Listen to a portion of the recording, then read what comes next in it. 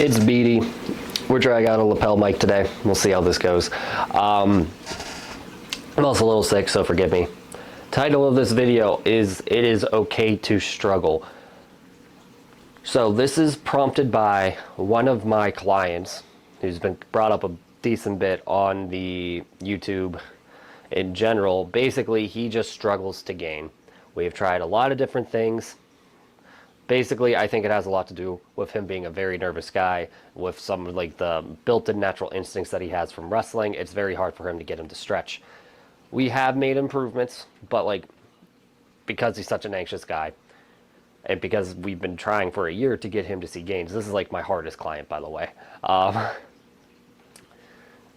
He's getting very frustrated. I keep seeing these posts about like PE is not easy and all that shit. So I just wanted to talk a little bit about my own experience and my own issues with PE, because that's a part of my journey that we don't really talk about. We talk about how fast I gained in the beginning, and we talk about all my reworks, but we don't talk about what actually led up to all my reworks. So give me one second. So what I'm saying is like between 20 and 2023, I tried a lot of different things. I worked a lot with PE. I did a lot of PE, and I did not see much gains, if at all. So let's just talk about what I did. So in college, from like sophomore year to senior year and beyond, I used a bath mate. And in that 3 to 5 year time period, I only gained half an inch of base girth.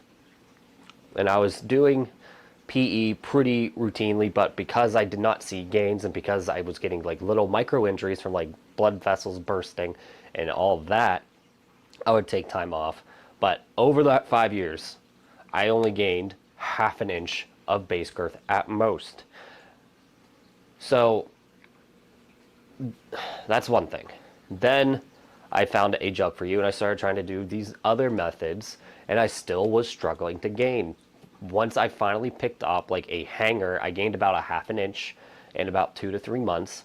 But after that, very hard gains to come by. So that's what really made me start digging deep into penis enlargement, and why I started to test my own stuff, because obviously all the other stuff I was trying was not working for me.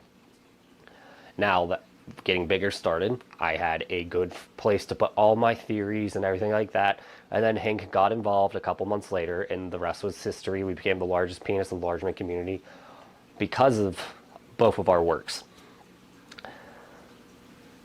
So you guys, if you followed me since the start, have only seen my successes with PE. You did not see anything about my trials beforehand. I struggled just like a lot of you guys struggled now, and that's why I'm trying to figure out different ways to elicit gains. But that's another issue, is that I'm just one guy with one thought process. Granted, I have a bit more like scientific backing with my theories, but at the end of the day, it's not going to be one-to-one. Not everyone's going to build a big bench, or not everyone's just going to build a big chest doing bench press and chest flies. You know, some people are going to need very specific work to bring up their chest. I'm assuming it's something similar with penis enlargement. So just because I think this is perfect for 80 to 90% of individuals, there's going to be 10 to 20% of you that will not respond as well as I think you should on paper, just because of some like predetermined genetic factors that we're not thinking about. To my client that is struggling to gain, I'm telling you now, when I was trying to gain with all this different work, so like we're talking like a half an hour pumping extremely hard pressures with the bath mate, and then we're talking hanging right after, and then we're adding in clamping. We're talking an hour and a half to 2 hour routine, add in some masturbation right afterwards. You know, it was so much work on my penis that I was not able to gain. And I know you're not doing this, but like, if you don't have the routine set up right, it's going to be an issue. And we're still working on trying to figure out what works for you. We just figured out what worked for him. He has a very tense nervous system. So it takes a lot of work to get him to elongate without the aid of a nerve suppressant.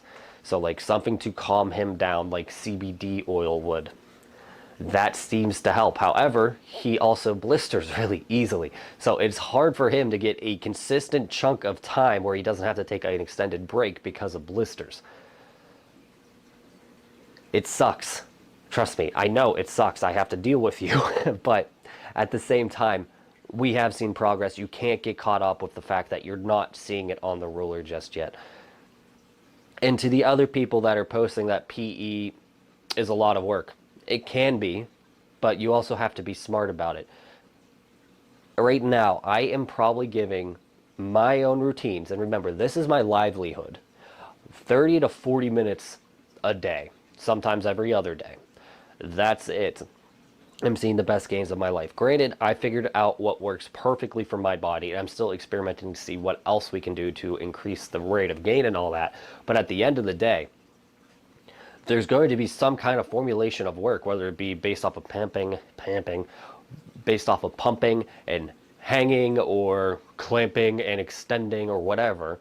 There's going to be a certain ratio that works best for you. So my routines, I'm assuming, are going to be great for 80% of people, but that 20% that struggle to gain on my routines will need something else based off of their own morphology. So you can't always go off of what other people are saying. And this is like one of my biggest things lately, is that if I just kept listening to everyone else when it comes to penis enlargement, so like I stuck to the old Thunder Place stuff before all these new ideas were really talked about on Thunder's Place, or I just stuck to what I heard about Bathmate and what I saw on A Junk For You, I would still be struggling like the rest of you.